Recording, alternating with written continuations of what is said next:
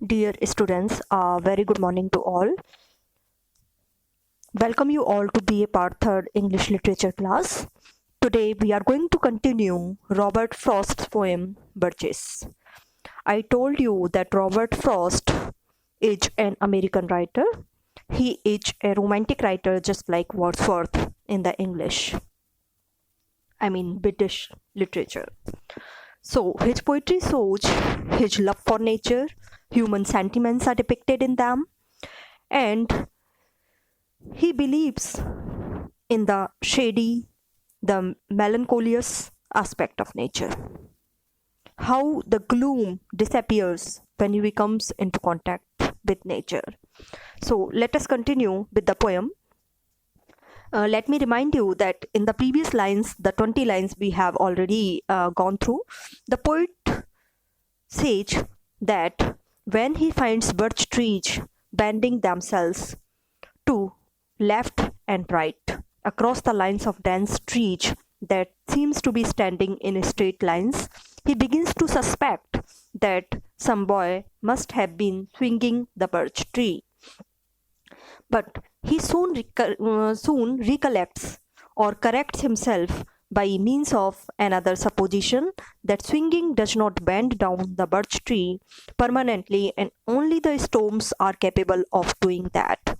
The poet addresses his readers and thinks that they must have observed the phenomenon of birch tree being loaded with ice on a sunny winter morning after a rain. When the wind blows, birches become many-colored, and as the sun grows warm, they begin to shed crystal shells which fall on the snow crust like avalanches. The poet imagines that this phenomenon of many-colored birch trees falling like avalanches on snow crust appears to be like the inner dome of heaven that has fallen. Then again he says that the birches are bent low permanently because of the burden of ice. The low down birch branches touch the bracken which is withered. Bracken is a fern abundant on hillsides. The beautiful scene of the bent down birches with shining snow on the ground and withered fern makes the poet imagine that the arched trees are like young girls sitting on hands and knees, throwing their hair before them over their heads to dry in the sun. So let us continue with the next lines now. But I was going to say, when truth broke in with all her matter of fact about the ice storm, I should prefer to have some boy bend them as he went out and in to fetch the couch. But I was going to say, the poet wants to say, I here refers to the poet himself. I want to tell you that when truth broke in, when he came to know what is the real cause of the bending of the birch branches,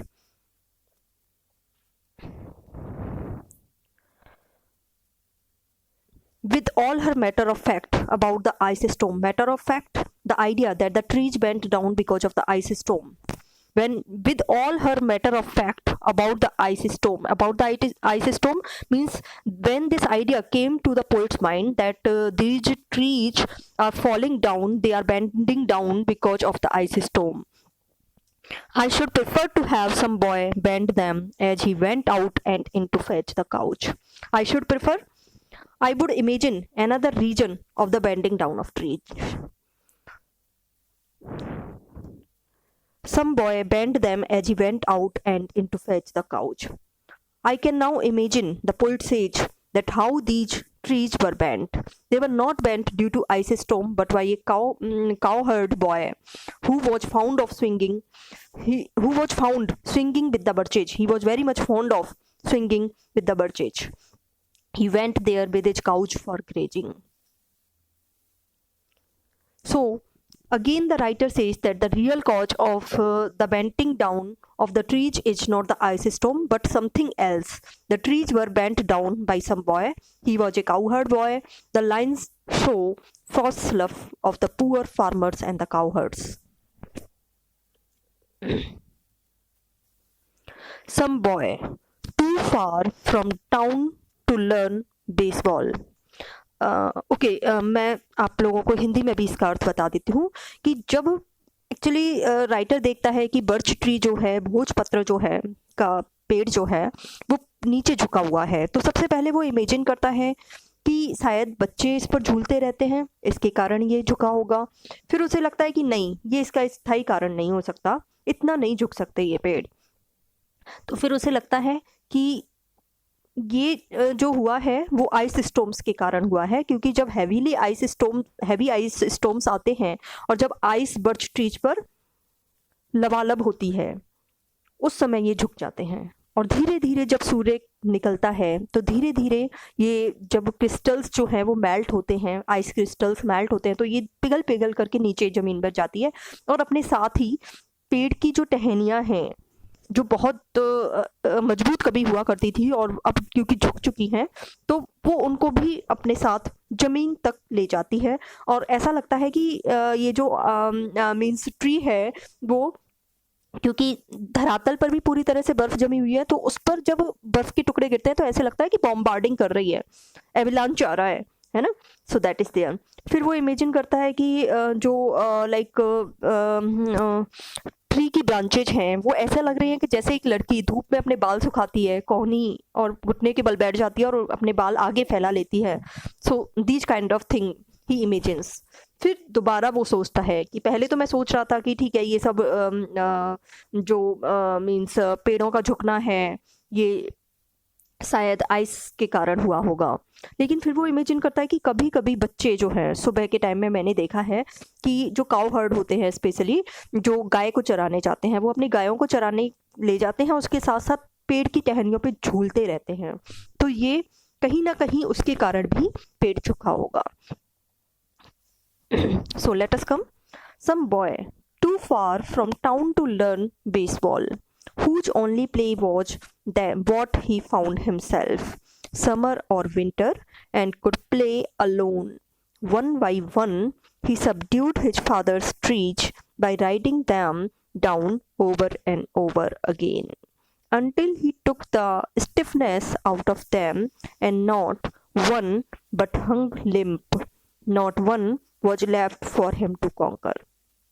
अब यहाँ पे कह रहा है कि कोई बच्चा, जैसे जो रिच बच्चे होते हैं उनके पास तो बहुत सारे खेल होते हैं खेलने के लिए, लेकिन कुछ बच्चे ऐसे होते हैं जिनको समय नहीं मिलता, जैसे काउहर्ड बॉयज वगैरह जो होते हैं, ग्रामीण इलाके के जो बच्चे होते हैं, तो वो उनके आसपास जो भी चीज़ें होती हैं उनको ही अपने खेलने का साधन बना लेते हैं।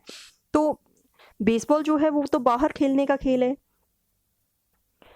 लेकिन कुछ बच्चों ने क्या किया होगा कि उनके पास क्योंकि बाहर खेलने का कोई साधन नहीं था, तो उन्होंने क्या किया होगा, whose only play was that he found himself, उनका केवल खेल कौन सा है, जो वो खुद निकाल लें, जैसे कभी पेड़ों से झूलते हैं, कभी उधर उधर टायर के साथ घूमते हैं।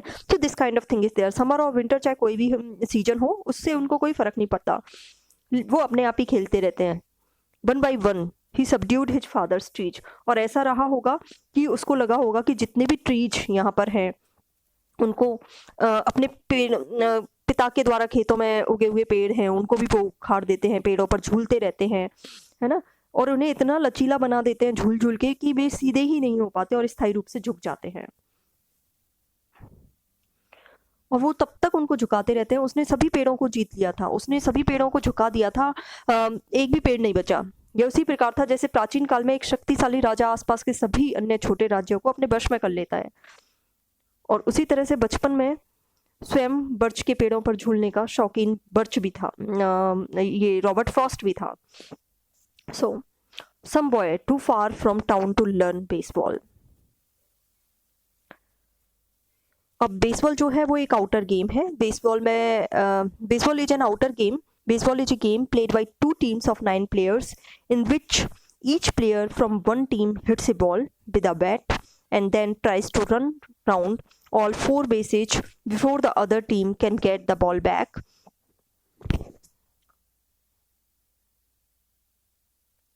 But he was far from the town to learn baseball. The boy. The only game that he could play was one he could play alone, swinging birches. अब एक ऐसा गेम जिसे वो अकेला खेल सकता था, वो क्या था? पेड़ों से झूलना मात्र था. Whose only play was what he found himself, summer or winter, and could play alone. Unlike other boys who are fond of playing with their fellow beings, this particular boy, who was fond of swinging birches, loved to be left alone in this game.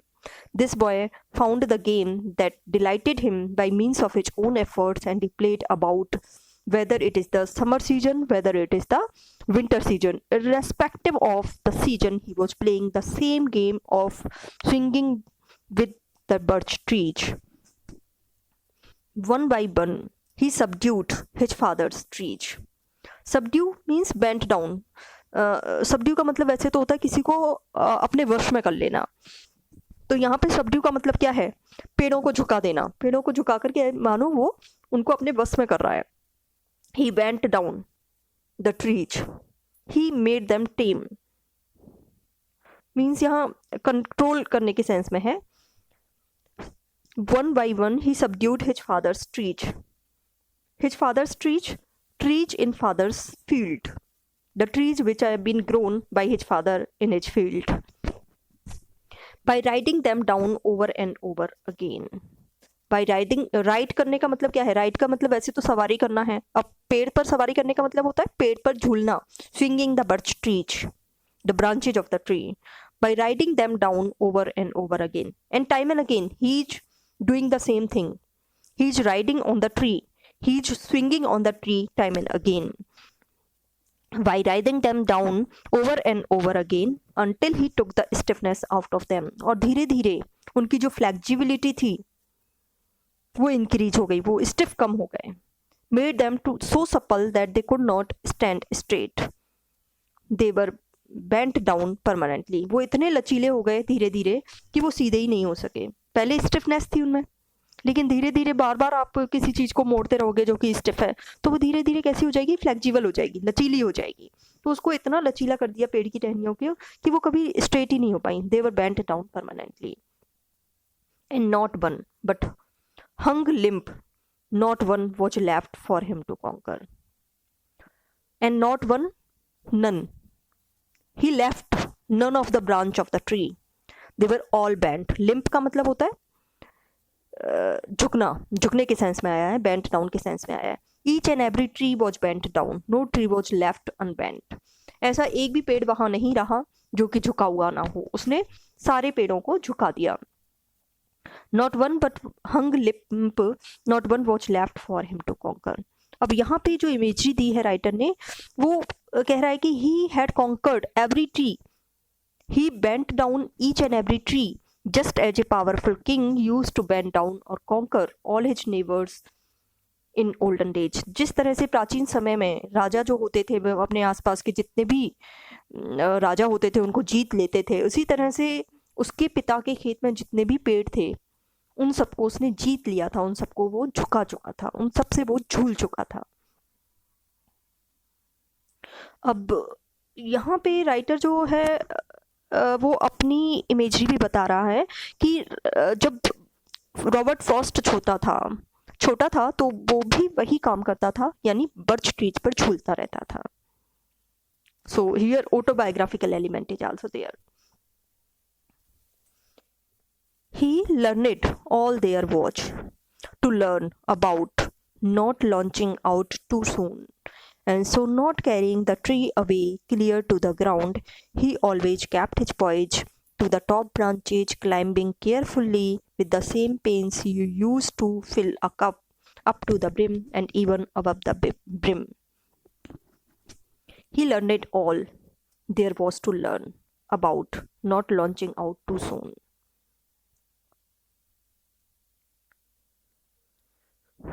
तो ये क्या कहना चाह रहा है writer? He learned all there was to learn. He learned all the things which he can learn out of swinging, about not launching out too soon and so not carrying the tree away clear to the ground. He learned that if he swings before reaching the top of the tree, it will not touch the ground. मतलब यदि हम ऊपर पहुंचने से पहले ही झूलेंगे तो पेड़ जमीन से टच नहीं होगा, छुएगा नहीं जमीन को. उसको ये समझ में आ गया था. He always kept his poise. Poise means composure, equilibrium, संतुलन बनाए रखता था वो. He always kept his poise. वो हमेशा संतुलन बनाए रखता था.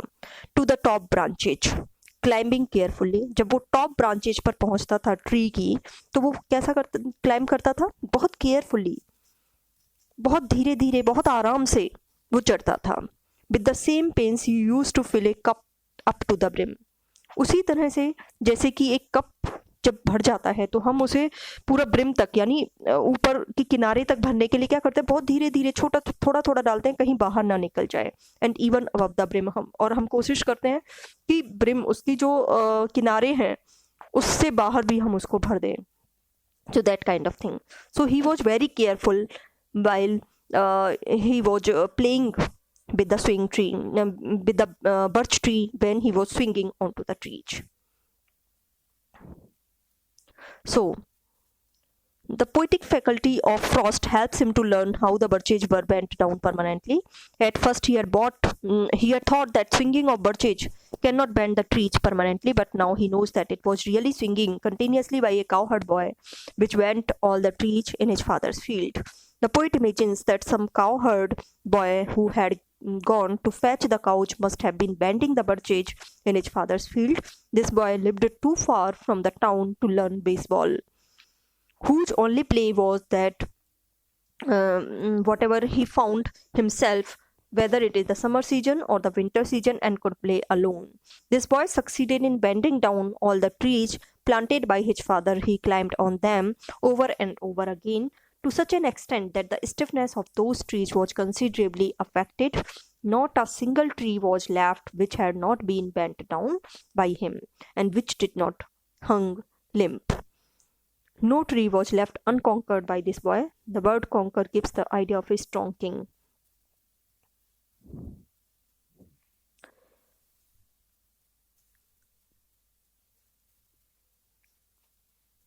Again he says that the cowherd boy learned all that was necessary for him to learn in connection with bending down birches. He made it a point never to launch out too soon, and so he never carried the tree away clear to the ground. When he reached the top branch of the tree, he always kept his poise and climbed with the same care and pains which one shows in filling a cup up to the brim and even above the brim. Next, then he flung outward, feet first with a swish, kicking his way down through the air to the ground. So was I once myself, a swinger of birches, and so I dream of going back to be. It is when I am weary of considerations and life is too much like a pathless wood, where your face burns and tickles with the cobwebs broken across it, and one eye is weeping from a twigs having lashed across it open. So here, what does the poet say? Then he flung outward.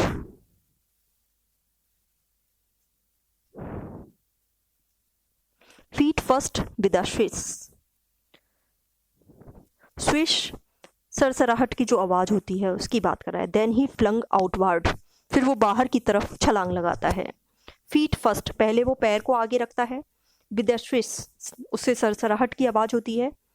Kicking his way down through the air to the ground, और फिर वो धीरे धीरे उससे नीचे उतरने के लिए पैर मारता है सावधानी पूर्वक, और फिर आगे की ओर उछल जाता है ताकि वो सीधे ग्राउंड पर आ सके. So was I once myself a swinger of birches. Here again the autobiographical element is there. The poet says, I here refer to the poet, कि कभी मैं भी birch trees पर स्विंग करता था, झूलता था. And so I dream of going back to be. और वो फिर से वैसा ही हो जाना चाहता है. The poet dreams of becoming a swinger again. It is when I am weary of considerations. Weary of considerations, whatever are the perplexities and worries of the life. जब जीवन की चिंताएं और विषमताएं जो हैं वो मुझे घेर लेती हैं, तो मैं वापस से अपने बचपन में लौट जाना चाहता हूँ. ये कहना चाहता है पोइट. और मैं वही एक छोटा सा बच्चा बन जाना चाहता हूँ जो कि बर्च ट्रीज पर कभी छलांग लगाया करता था, उन पर स्विंग किया करता था, झूला करता था. And life is too much like a pathless wood.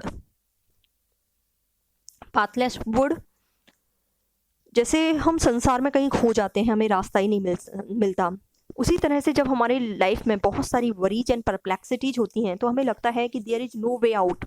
हमारे जीवन से इस मुसीबत से बाहर निकलने का कोई रास्ता ही नहीं बचा. हमारा जीवन कैसा हो गया है, निरुद्देश्य हो चुका है, भटकी हुई अवस्था में हैं हम. So he says when he is very much tickled down with the worries and perplexities of life, he feels as if he has been lost in this world. He has no aims and ideals to follow. Then he wants to go back to his childhood days when he used to swing with the birch trees. And life is too much like a pathless wood where your face burns and tickles with the cobwebs. Cobweb एक spider के net को कहते हैं, जिसे जाला या मकड़ी का छत्ता भी कहते हैं. तो पाथलेस वुड और कॉबवेब्स क्या हैं? ये हमारी ह्यूमन टेंडेंसी को रिफ्लेक्ट करती हैं कि हम जब बहुत सी वरीज एंड परप्लेक्सिटीज हमारी लाइफ में होती हैं, चिंताएं और विषमताएं हमारे जीवन में आती हैं, तो हम अपने आप को फंसा हुआ पाते हैं उनमें. जैसे कॉबवेब जो होता है, उसमें एक छोटा सा मच्छर यदि फंस जाए तो उसे बाहर निकलने का रास्ता नहीं मिलता और अल्टीमेटली जो स्पाइडर है वो उसको ख़त्म कर देती है. तो उसी तरह से हमें भी लगता है कि हमारे जीवन में जब विषमताएं आती हैं तो हम बहुत ही कंफ्यूज हो जाते हैं. Man is often not able to see clearly and gets confused. हमें बाहर का रास्ता नहीं दिखाई देता. Where your face burns and tickles with the cobwebs, broken across it we find ourselves entangled in it. जैसे हम जाले में पूरी तरह फंस चुके हैं, ऐसा हमें लगता है. So here it is reflecting the agony, pain and frustration of human beings. The poet often got confused and exhausted in his effort to discover the real significance of his life. Broken across it and one eye is weeping. अब कई बार क्या होता है कि पेट से आप बाहर निकलना चाहते हैं और पेट से नहीं निकल पाते, तो कई बार क्या होता है, आंख में टहनी घुस जाती है आपकी, तो आंख में से आंसू निकलने लगते हैं. उसी तरह से जीवन की समस्याएं जब होती हैं, वो अत्यधिक परेशान करने लगती हैं, तो निराशा की भावना हमारे मन में आती है. When the obstacles in our lives, they are so much so that we cannot find a way in order to move out. At times we start weeping. Broken across it and one eye is weeping from a twigs having lashed across it open. तो यहाँ writer कह रहा है कि जब चिंताएं होती हैं हमारे जीवन में तो हम उनसे बाहर निकलने की कोशिश करते हैं, लेकिन फिर भी हम चाहते हुए भी उनसे कई बार बाहर नहीं निकल पाते, और वो चिंताएं हमें उसी प्रकार दुख देती हैं जिस तरह से यदि पेड़ की टहनी आपके आंख में घुस जाए तो आपकी आंख से पानी बहने लगता है. Right. So I would like to get away from earth a while and then come back to it and begin over. May no fate willfully misunderstand me and half grant what I wish and snatch me away, not to return. Earth is the right place for love. I don't know where it is likely to go better. I would like to get away from earth a while. He wants to say that he wants to escape from this world for certain time. इस संसार से वो पलायन कर जाना चाहता है, भाग जाना चाहता है थोड़े समय के लिए. And then come back to it, begin over. And then he wants to come back.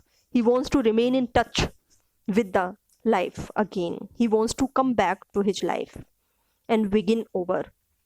Begin over मतलब वो फिर से अपना जीवन शुरू करना चाहता है इस तरह से. He does not want to break away from this world in spite of the frustrations and the pains that he gets in this world. May no fate willfully misunderstand me and half grant what I wish and snatch me away. मतलब वो कहता है कि may no fate willfully misunderstand me. Though there are so many frustrations and pains in my life, but I don't want to break with this world. I want to come back to this, but I want to forget about these things for a certain time, and half grant what I wish and snatch me away, not to return. Snatch me away, kill me, end my life, not to return. He thinks at times that he don't want to come back on this earth. वो पृथ्वी पर वापस नहीं आना चाहता at times. जानबूझकर कहीं दूर चला जाना चाहता है.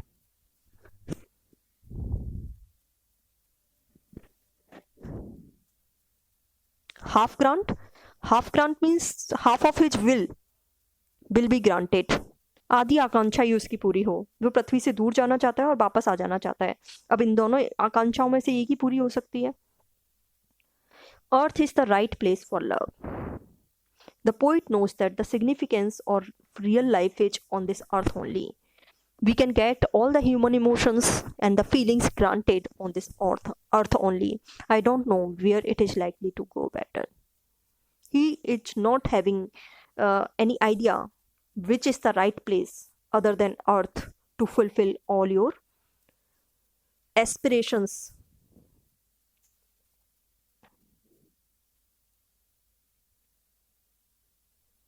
So he says that the world, no doubt, there are so many cares and worries in this world, and we have to face them. But still, he loves this world.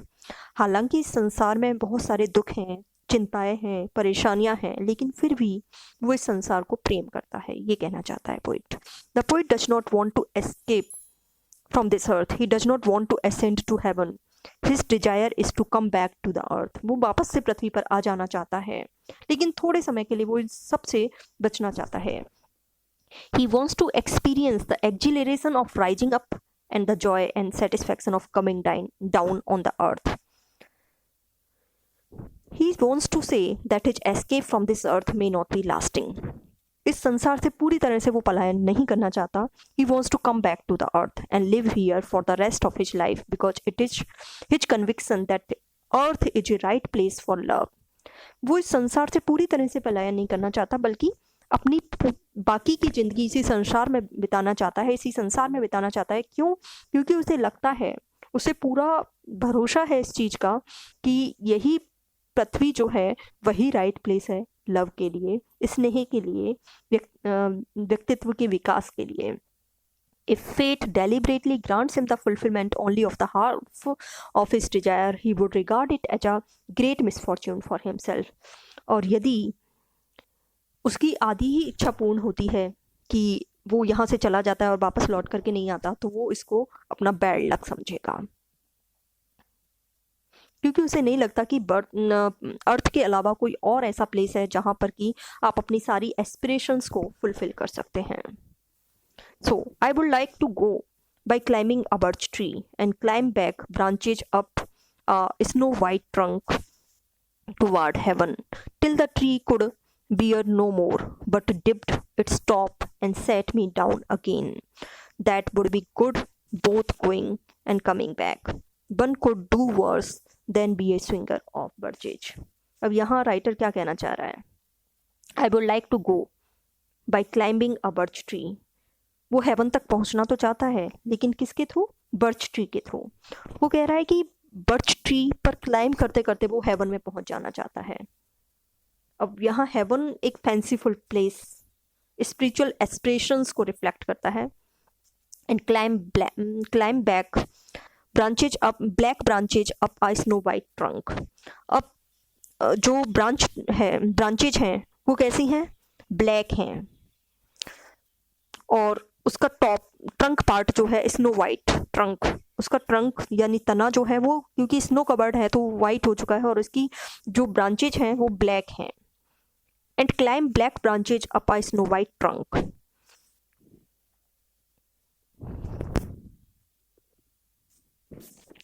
But dipped its toward heaven till the tree could bear no more, but dipped its top and set me down again. The poet does not want to ascend to heaven. His desire is to come back to the earth. He wants to experience the exhilaration of rising up and the joy and satisfaction of coming down onto the earth.